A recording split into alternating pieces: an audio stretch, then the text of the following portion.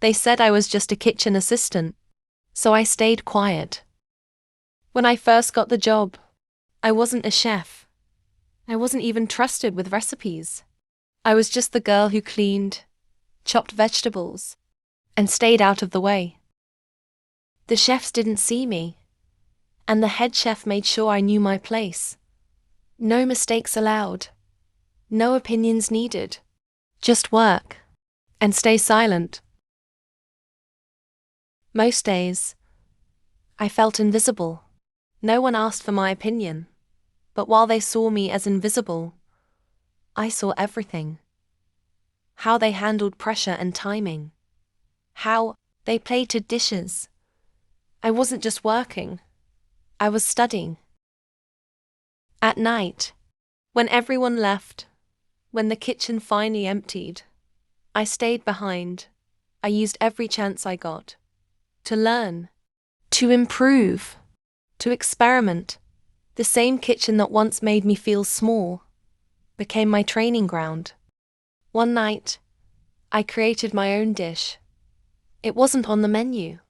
I plated it carefully, paying attention to every detail, the colors, the balance, the presentation, and for the first time, I felt like a chef.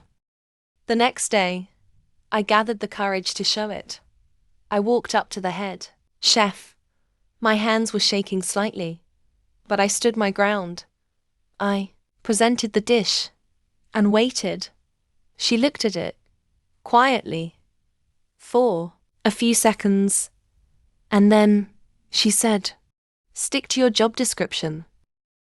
This is not for you." In that moment, it wasn't just my dish being rejected.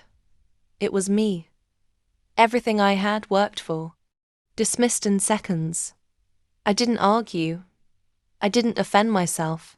I just stood there and nodded. But inside, something changed. I walked away from that moment, not defeated, but awakened.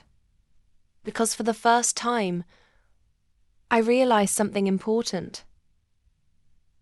Not everyone will see your potential. Not everyone will support your growth. And not everyone will believe in you. But that doesn't mean you stop. So I made a decision. I stopped waiting for permission. And I started focusing on becoming better. Quietly, consistently, relentlessly. Because I knew, if I kept going, one day, they wouldn't be able to ignore me. And that day was closer than they thought. Then one day, the restaurant got a surprise visit. A top food critic. The kitchen went into panic mode. Orders were late. Dishes were failing. Everything was falling apart.